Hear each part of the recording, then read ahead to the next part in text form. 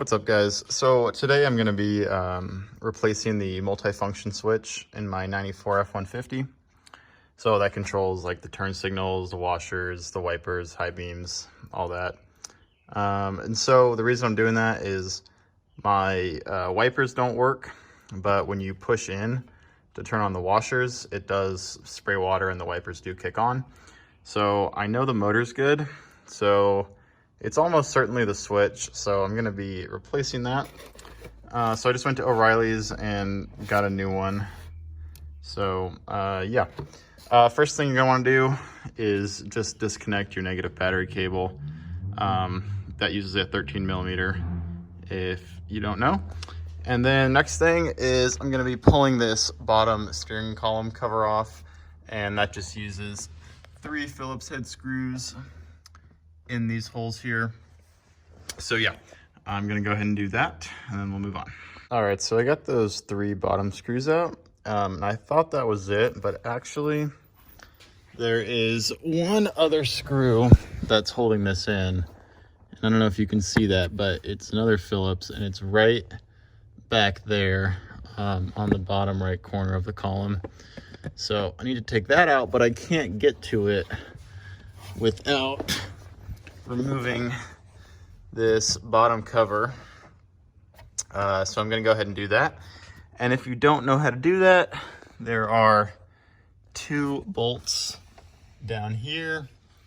You undo those and then this whole thing just pops out. There's a bunch of clips up there. So yeah, I'm gonna go ahead and do that. I got that lower cover off, which should give me good access to that final screw right there.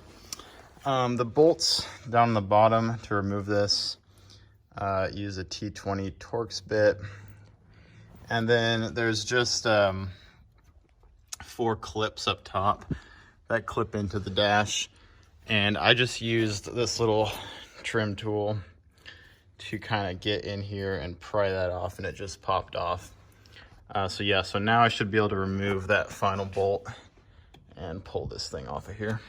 All right, so I got that bottom cover off. If you do have a tilt wheel like me, you're gonna have to remove the little tilt lever, and that just unscrews. So you can just twist it and it'll just twist out of there. Pull it out and then you can pull this piece off. So yeah. All right, so the next thing we're gonna wanna do is remove our ignition lock cylinder. And so to do that, we've got to get the key, put it in here, and then we've got to turn it to the run position. And then underneath here, I'll show you guys when I pull it out, there's a little pin. So you're going to need like a pick or maybe a small Allen key or something like that. And you're going to push that pin in, and then the lock cylinder should just pull right out of here. So I'm going to go ahead and do that. All right, I got that out of there. So that pin I was talking about is right there. It's going to be on the bottom side. So when you're laying under there and looking straight up, you'll see it. And like I said, it's got to be in the run position. Just push that pin in and then this will pull right out of there. Okay, so I've got this loosened, and it looks like to pull this all the way off, you would have to take off your dash bezel, which isn't that hard. I've done it before, but I'd rather not do it right now. But anyways, what I'm trying to get access to is this screw right here. And so I think with this just kind of slid up like this, I should be able to get in there and remove that screw. And then it's just going to be that screw as well as this one down here, and then undoing some plugs. And then this should come out of here. All right, so I got these 2 screws out. These also use a T20 Torx. And then I was able to kind of wiggle this out of here. Just be careful not to crack anything. It's a pretty tight fit, but it will come out of there. And then I'm gonna disconnect these plugs back here. And so, yeah, then it should come all the way out of there. Okay, I finally got this old switch out. That was an absolute pain in the ass. You can see where these 2 plugs plug in. This is for your turn signals, and this I assume is the one for the wipers and whatever else. Anyways, you've got two clips on each plug, on each side, which you got to pry those up at the same time to get each clip out. And that's a big pain in the ass, but I did finally get it without snapping anything.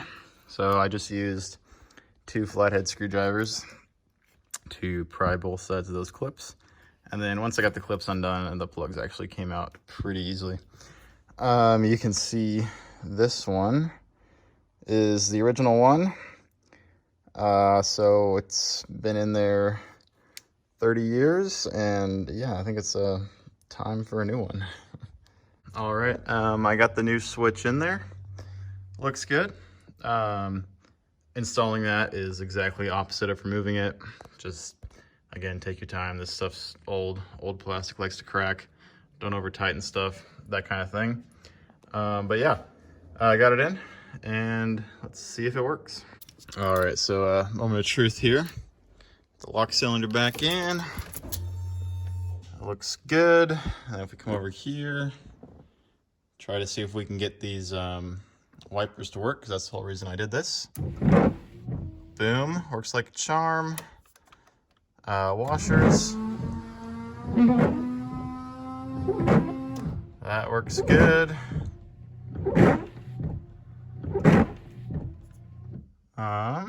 Let's see here. Turn the lights on. High beams, boom. Flash the high beams, sweet. And then let's see, blinkers.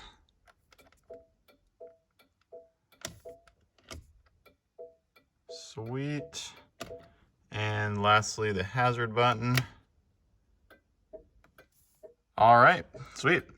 So yeah, that's how you do it. Wasn't too difficult.